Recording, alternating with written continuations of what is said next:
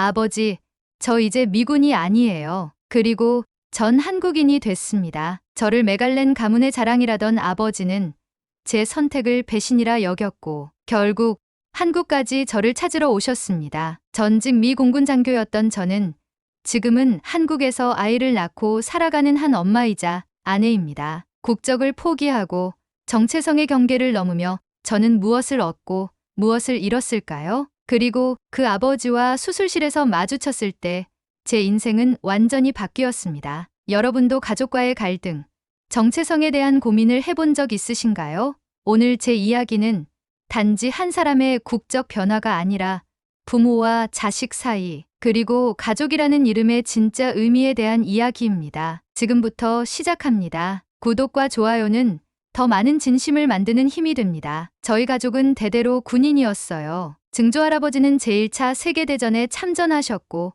할아버지는 한국전쟁에 참전하셨죠. 그리고 제 아버지 리처드 메갈렌은 공군준장으로 이라크전에 참전했습니다. 저 역시 그 길을 따라 어릴 때부터 웨스트 포인트를 꿈꿨고 미 공군사관학교를 우수한 성적으로 졸업했습니다. 아버지는 늘 저를 가장 자랑스럽게 여기셨죠. 하지만 이제 제 이야기를 들으시면 왜 제가 그 모든 것을 뒤로하고 새로운 삶을 선택했는지 이해하실 수 있을 겁니다. 저는 버지니아주의 작은 군사 도시에서 태어났어요. 저희 집 거실 벽에는 늘 미국 국기와 함께 가족들의 군복이 자랑스럽게 걸려 있었습니다. 아버지는 저를 키우실 때도 군인처럼 엄격하셨어요. 아침 5시 기상, 정확한 시간 관리, 정돈된 방과 책상, 심지어 생일 선물도 대부분 군사 관련 책이나 장비였죠. 저는 그런 환경 속에서 자연스럽게 군인의 길을 선택했습니다. 공군사관학교에 입학했을 때 아버지가 보여주신 눈물 어린 미소는 아직도 잊을 수 없어요. 클로이, 넌 메갈렌 가문의 자랑이야. 그렇게 말씀하시며 처음으로 저를 꼭 안아주셨습니다. 졸업 후 저는 통신장교로 임명되었고 아프가니스탄과 이라크에서 복무했습니다. 저의 임무는 주로 전략 통신 시스템 관리였지만 전쟁터에서는 누구나 위험에 노출됩니다. 특히 이라크에서의 마지막 임무 중 저희 부대가 공격을 받았고 그날의 기억은 제 삶을 완전히 바꿔놓았습니다. 후방 통신기지에서 근무하던 중 갑작스러운 폭발이 있었고 저는 심한 충격과 함께 귀에서 윙윙거리는 소리만 들렸습니다. 정신을 차렸을 때 주변에는 부상자들의 신음소리와 아비규환이 펼쳐져 있었죠. 저는 그날 육체적으로는 경미한 부상을 입었지만 마음속에는 지울 수 없는 상처가 생겼습니다. 미국으로 귀국한 후 저는 심각한 외상 후 스트레스 장애를 겪기 시작했습니다. 갑작스러운 소리에 과민 반응을 보이고 밤마다 악몽에 시달렸죠. 하지만 아버지는 이런 제 상태를 이해하지 못하셨습니다. 메갈렌 가문 사람들은 그런 약한 모습을 보이지 않는다라며 제 고통을 인정하지 않으셨어요. 심리 상담을 받기 시작했을 때도 아버지는 반대하셨습니다. 너는 군인이다. 군인은 스스로 이겨내야 한다. 하지만 저는 더 이상 그렇게 살 수 없었습니다. 상담사의 도움으로 저는 천천히 제 상태를 인정하고 치유의 과정을 밟기 시작했습니다. 그러던 중 한국에서 열리는 국제군사의료 컨퍼런스에 참석할 기회가 생겼습니다. 그것은 제 인생을 바꾸는 전환점이 되었죠. 서울에서의 일주일은 마치 다른 세상에 온 것 같았습니다. 전쟁의 상흔이 아닌 평화로운 일상이 그곳에 있었어요. 컨퍼런스 마지막 날, 저는 한 한국인 군의관 김태현을 만났습니다. 그는 국제구호단체에서 활동하며 전쟁 피해자들을 치료한 경험이 있었고 제 상태를 단번에 알아봤죠. 당신의 눈빛에서 보여요. 나도 한때 그랬으니까요. 그의 따뜻한 말 한마디가 제 마음의 벽을 허물었습니다. 미국으로 돌아온 후에도 저는 태연과 연락을 이어갔습니다. 그와의 대화는 제게 큰 위로가 되었고 점차 저는 군 생활의 의문을 품기 시작했습니다. 내가 정말 이 길을 원했던 걸까?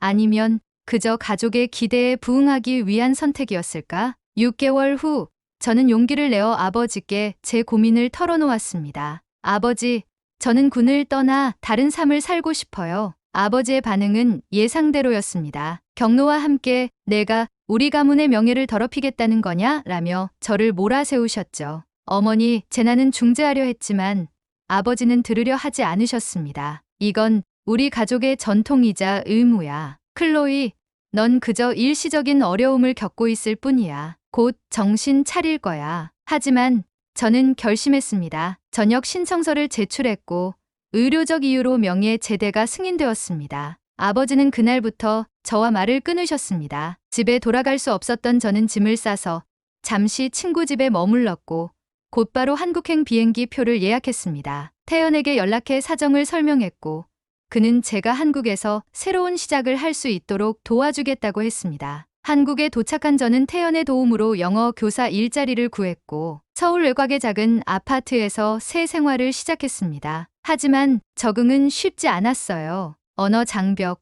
문화적 차이, 그리고 무엇보다 이방인이라는 느낌이 저를 괴롭혔습니다. 태연과의 관계는 점점 깊어졌지만 저는 여전히 미국과 가족에 대한 그리움으로 밤마다 울었습니다. 어머니와는 가끔 전화로 연락했지만 아버지는 제 이름조차 입에 올리지 않으신다고 했어요. 한편 미군 정보부에서는 제가 갑자기 사라진 것에 의구심을 품었습니다. 전직 통신장교가 아무런 흔적도 없이 사라졌다는 것은 보안 문제로 여겨질 수 있었기 때문이죠. 저는 그들의 연락을 무시했고 결국 군 기록에서 제 정보 접근을 차단했습니다. 태연과 1년을 사귀면서 저희는 결혼을 결심했습니다. 하지만 그의 부모님, 특히 어머니 서영숙 여사는 외국인 며느리에 대한 걱정이 많으셨어요. 우리 말도 제대로 못하는 사람이 어떻게 우리 집안에 들어올 수 있겠니? 처음 만남에서 그런 말씀을 하셨을 때 저는 마음이 무너졌습니다. 그럼에도 태연은 저를 지지해 주었고 결국 양가 부모님 없이 작은 결혼식을 올렸습니다. 그날 저는 제 인생에서 처음으로 완전히 홀로 선 기분이었어요. 축복해주는 가족도 함께 기뻐해주는 친구들도 없이 결혼 후 점차 저는 한국 생활에 적응해갔고 태연의 가족들도 조금씩 저를 받아들이기 시작했습니다. 특히 태연의 동생 서주는 영어를 잘해서 저와 많은 대화를 나눴고 한국 문화 적응을 도와주었습니다. 어느 날 저는 뜻밖의 소식을 알게 되었습니다. 임신했던 거죠. 그 소식은 저에게 큰 두려움과 기쁨을 동시에 가져왔습니다. 이 아이는 어떤 세상에서 자라게 될까? 미국인도 한국인도 아닌 그 사이에서 정체성을 고민하게 되지 않을까? 태연의 어머니는 제 임신 소식을 듣고 완전히 달라지셨습니다. 내 손주를 가진 사람은 이제 진짜 우리 가족이야. 그렇게 말씀하시며 매일 영양식을 해주시고 한국식 산후조리법을 가르쳐 주셨어요. 하지만 저는 더 큰 결정을 내려야 했습니다. 아이가 태어나면 어떤 국적을 가지게 할 것인지, 그리고 저 자신은 어떤 선택을 할 것인지에 대한 문제였죠. 깊은 고민 끝에 저는 한국 국적 취득을 결심했습니다. 이는 단순히 행정적인 문제가 아니라 제 정체성과 미래에 대한 선언이었습니다. 나는 이제 이곳에서 새 삶을 살 거야. 더 이상 도망치지 않고 이곳에 뿌리를 내리겠어. 그렇게 다짐하며 저는 미국 대사관을 찾아 국적 포기 절차를 시작했습니다. 국적 변경 과정은 생각보다 복잡하고 길었습니다. 서류 작업, 인터뷰, 그리고 끝없는 기다림. 그 과정에서 저는 종종 제 결정에 대해 의심했습니다. 특히 아이가 커서 왜 엄마는 미국 국적을 포기했어? 라고 물을 때 어떻게 대답해야 할지 걱정됐죠. 태연은 항상 제 곁에서 지지해 주었습니다. 당신이 어떤 선택을 하든 우리는 가족이야. 국적은 그저 종이 한 장일 뿐이야. 그의 말에 위로를 받으면서도 저는 알고 있었습니다. 국적은 단순한 서류가 아니라 정체성과 소속감의 문제라는 것을. 임신 5개월 차에 접어들 무렵 저는 드디어 한국 국적을 취득했습니다. 이제 공식적으로 저는 김클로이가 되었고 미국 여권을 반납했습니다. 그날 밤 저는 태연에게 털어놓았습니다. 나는 지금 행복하면서도 무언가를 잃은 것 같아. 마치 내 일부를 버린 것 같은 느낌이야. 태연은 제 손을 잡고 이렇게 말했습니다. 당신은 아무것도 잃지 않았어. 오히려 더 넓은 세계를 품게 된 거야. 우리 아이는 두 문화, 두 세계의 아름다움을 모두 알게 될 거야. 그의 말에 조금은 위안이 됐지만 여전히 제 마음 한구석에는 아버지에 대한 그리움과 죄책감이 자리하고 있었습니다. 임신 7개월 차에 접어들면서 저는 출산 준비에 집중했습니다. 태연의 병원 동료들 덕분에 좋은 산부인과를 소개받아 정기검진을 받고 있었죠. 하지만 모든 것이 순탄했던 것은 아닙니다. 병원에서는 종종 외국인 산모로 취급받았고 간호사들은 제가 옆에 있는데도 태연에게만 말을 걸곤 했습니다. 선생님, 사모님이 한국말을 얼마나 이해하세요? 이런 질문을 들을 때마다 저는 마음이 상했지만 겉으로 내색하지 않았습니다. 어느 날 정기검진을 마치고 집으로 돌아오는 길에 저는 낯선 남자들에게 미행당하고 있다는 느낌을 받았습니다. 처음에는 단순한 피해망상이라고 생각했지만 이틀 연속 같은 일이 반복되자 저는 태연에게 알렸고 그는 즉시 경찰에 신고했습니다. 조사 결과 그들은 미국 대사관 요원이었습니다. 제가 갑자기 국적을 포기하고 전 군인으로서 군사 정보를 알고 있다는 점이 의심스러웠던 것이죠. 태연은 분노했습니다. 이것은 명백한 사생활 침해입니다. 제 아내는 이제 한국 국민이고 여러분의 감시 대상이 아닙니다. 이 사건은 곧 미국 측에 제 아버지의 귀에까지 들어갔고 제 위치와 상황이 알려지게 됐습니다. 그리고 예상치 못한 소식이 들려왔습니다. 아버지가 저를 구출하기 위해 한국으로 오고 있다는 것이었습니다. 아버지가 한국으로 온다는 소식은 저를 혼란스럽게 했습니다. 한편으로는 그를 다시 만날 수 있다는 기대감이 있었지만 다른 한편으로는 그가 제 선택을 이해해 줄 리 없다는 두려움도 컸습니다. 태연은 제 걱정을 알고 이렇게 말했습니다. 당신 아버지를 우리 집에 초대하자. 그가 당신의 현재 모습과 우리의 삶을 직접 보게 하는 것이 가장 좋은 방법일 거야. 저는 고민 끝에 어머니에게 연락해 아버지의 도착 정보를 물었고 공항에서 그를 맞이하기로 했습니다. 그날 밤 저는 거울 앞에서 오랫동안 제 모습을 바라보았습니다. 만삭의 배를 안고 있는 제 모습은 더 이상 군복을 입었던 그 딸이 아니었습니다. 아버지, 저는 더 이상 미군이 아닙니다. 거울 속 제 자신에게 속삭였습니다. 그 말을 실제로 아버지 앞에서 할 수 있을지, 그리고 그가 그 말을 어떻게 받아들일지 상상하는 것만으로도 가슴이 아팠습니다. 이틀 후 저는 인천공항에서 아버지를 기다렸습니다. 72살의 그는 여전히 군인의 자세로 걸어왔고 그의 눈에 제 모습이 들어왔을 때 그는 잠시 걸음을 멈췄습니다. 저의 만삭배를 본 순간 그의 얼굴에는 복잡한 감정이 교차했습니다. 클로이, 그가 마침내 입을 열었습니다. 내가 왜 여기 왔는지 알겠지. 아버지는 처음에는 태연과 제 집에 머무르는 것을 거부했지만 결국 하루 이틀 지나면서 어쩔 수 없이 받아들였습니다. 태연은 최대한 공손하게 아버지를 대했지만 아버지의 차가운 태도는 쉽게 녹지 않았습니다. 내가 어떻게 조국을 버리고 여기서 살 수 있니?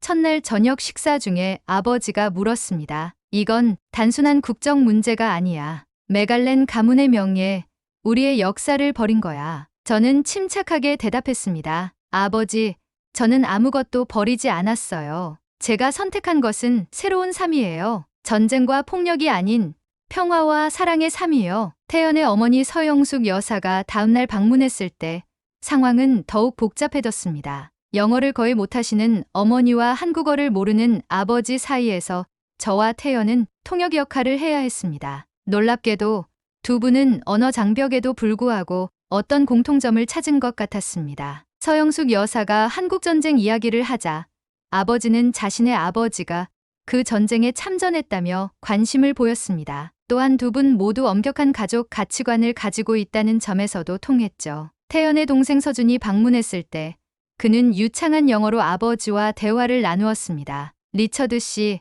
클로이가 여기서 얼마나 사랑받고 있는지 아셨으면 해요. 그녀는 우리 가족에게 소중한 존재입니다. 아버지는 무뚝뚝하게 고개를 끄덕였지만 여전히 저를 향한 그의 눈빛은 차갑기만 했습니다. 아버지가 온 지 3일째 되던 날 예상치 못한 사건이 일어났습니다. 저녁 식사 중 태연의 전화기가 울렸고 응급실에서 긴급 호출이 왔다며 서둘러 나가야 했습니다. 저는 아버지에게 설명했습니다. 태연은 응급의학과 의사예요. 종종 이런 긴급 호출이 있어요. 아버지는 갑자기 관심을 보였습니다. 그는 군의관이었나? 저는 잠시 망설였지만 진실을 말했습니다. 네, 국제구호단체에서 군의관으로 활동했어요. 전쟁 지역에서 민간인들을 치료했죠. 아버지의 표정이 변했습니다. 왜 그걸 숨겼지? 숨긴 게 아니라 아버지가 물어보지 않으셨잖아요. 게다가 태연은 그 시절의 기억이 힘들어요. 그도 저처럼 전장에서의 트라우마가 있거든요. 다음 날 아침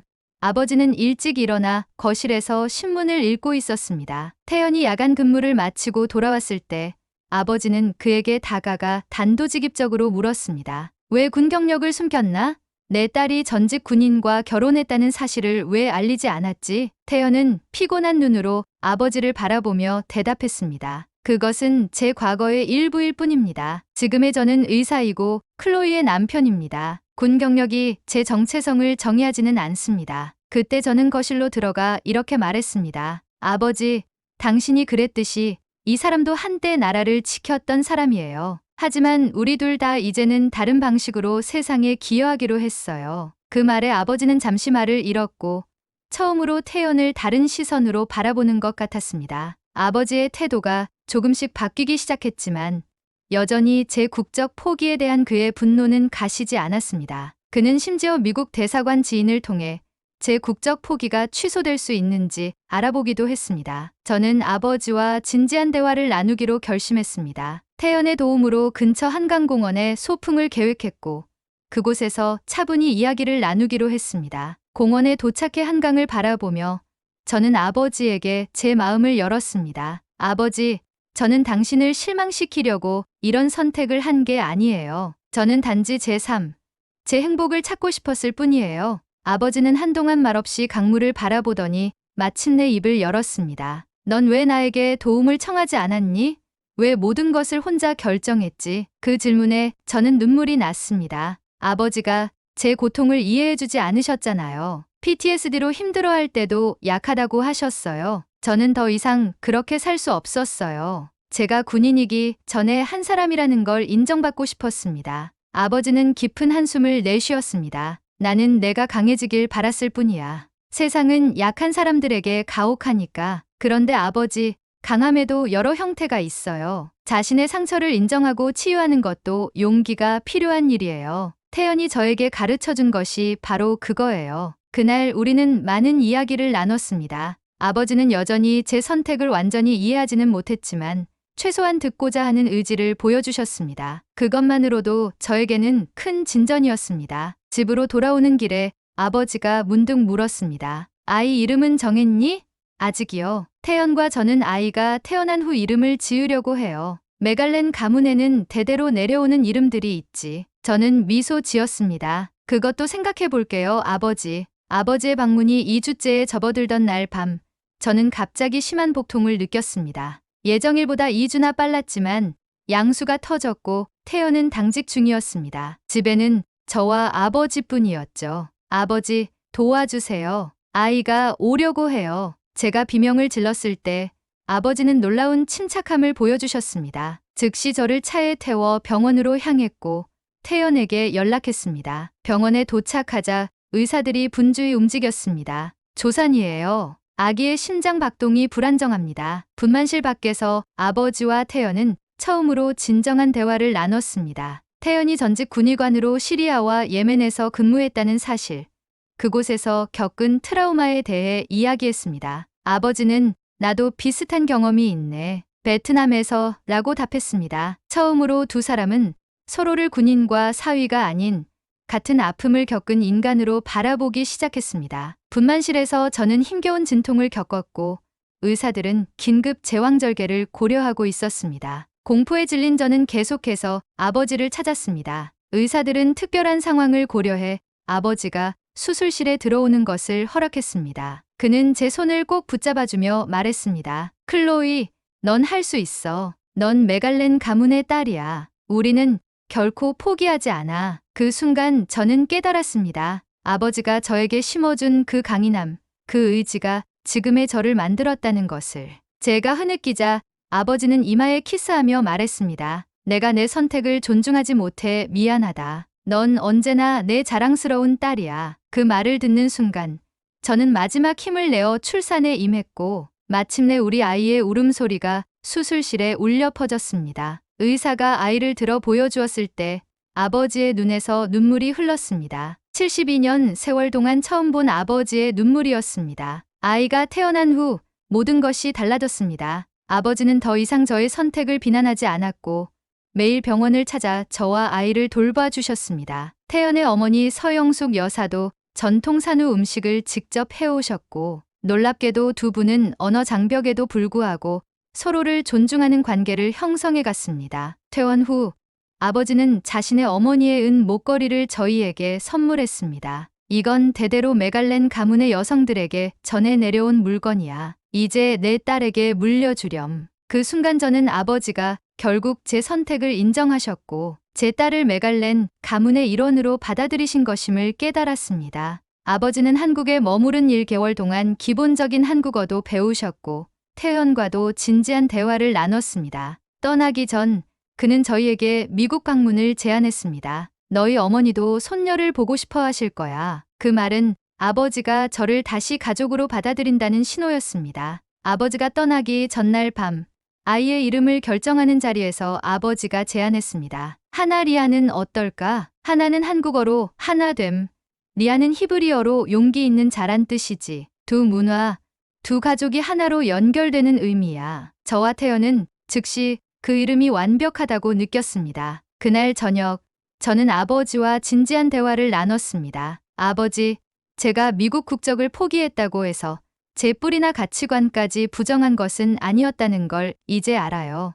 아버지는 고개를 끄덕였습니다. 나도 많은 것을 배웠단다. 진정한 애국심이란 단순히 국기에 대한 충성이 아니라 인간으로서의 가치를 지키는 것임을. 그리고 가족의 의미는 국적이나 군복을 넘어선다는 것도. 그날 밤 저는 진정한 화해와 이해가 무엇인지 깨달았습니다. 서로의 선택과 가치관을 존중하며 새로운 관계를 쌓아가는 것. 우리는 이제 국적과 문화를 넘어 하나의 가족이 되었습니다. 그로부터 2년이 지난 지금 하나 리아는 튼튼하고 활발한 아이로 자라고 있습니다. 저는 지역대학에서 영어를 가르치고 태연은 응급의학과 의사로 일하며 전쟁 지역에서 돌아온 의료진들을 위한 트라우마 치유 프로그램에도 참여하고 있습니다. 아버지는 1년에 2번씩 한국을 방문하고 기초적인 한국어도 배웠습니다. 어머니도 작년에 처음으로 한국을 방문해 서영숙 여사와 친해지셨습니다. 두 분은 손녀를 위한 옷을 함께 쇼핑하고